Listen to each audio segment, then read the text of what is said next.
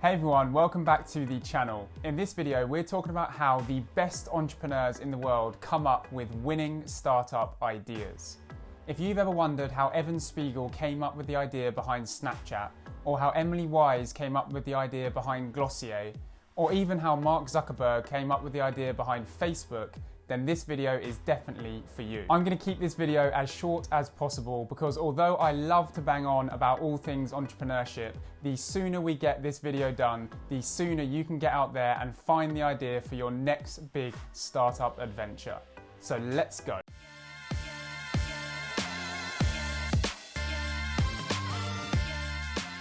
The first thing that some of the best entrepreneurs in the world do to identify winning startup ideas is they focus on problems that need to be solved. It is far better to focus on solving a problem that is causing an impact for real people than it is to come up with just random startup ideas. And the main reason for that is that if you're solving a problem for someone, a problem that someone cares about, you are providing real value for them. And they are therefore far more likely to want the product or the service that you are offering. Many people in the venture world talk about falling in love with the problem and not the solution. And some of the best entrepreneurs in the world definitely think this way when they're trying to come up with new startup ideas. So let's say you're an entrepreneur about to launch a brand new car. It would be far better for you to focus on solving real problems being experienced by real car drivers than it would be for you to launch a new car that doesn't solve any of their problems and therefore doesn't provide any customer value. The second thing some of the best entrepreneurs in the world do when they're trying to come up with winning startup ideas is they use their specialist knowledge to spot hidden opportunities. Now, lots of entrepreneurs and investors talk about leveraging domain experience when setting up a company, and that's exactly what I mean here.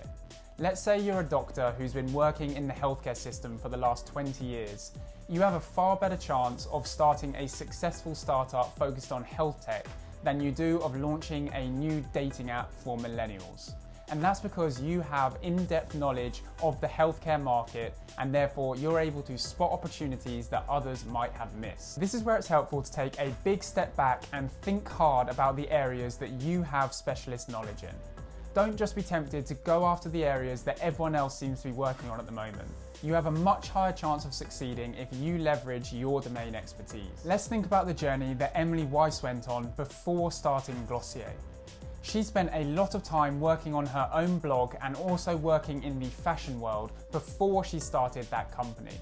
And ultimately what that meant was she was able to build up specialist knowledge which she was then able to leverage to create a world-leading company. The third thing that successful entrepreneurs do when trying to come up with winning startup ideas is they learn from the ideas being worked on by other people. Now, I'm definitely not saying you should go out and start stealing other people's ideas or stealing other people's intellectual property.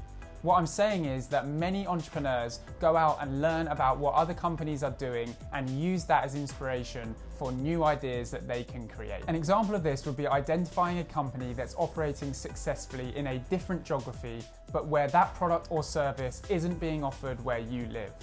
Now you could analyze this company, adapt what they're doing and launch it in your home market. Or maybe it's an idea that you've seen working well in a different market and you think that model would also work well in the area that you're interested in and in the area that you have domain expertise in. So maybe you've seen a successful snack box subscription service and you think that same model could work well with gadgets, the area that you're interested in.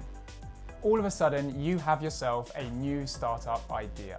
So those were 3 ways that some of the most successful entrepreneurs come up with winning startup ideas. I hope this video was useful for you. Maybe there's some people watching who want to start a company but aren't quite sure where to start or which idea to focus on. If you're interested in more content on entrepreneurship, tech and investment, please hit the like button and the subscribe button and I will see you next time.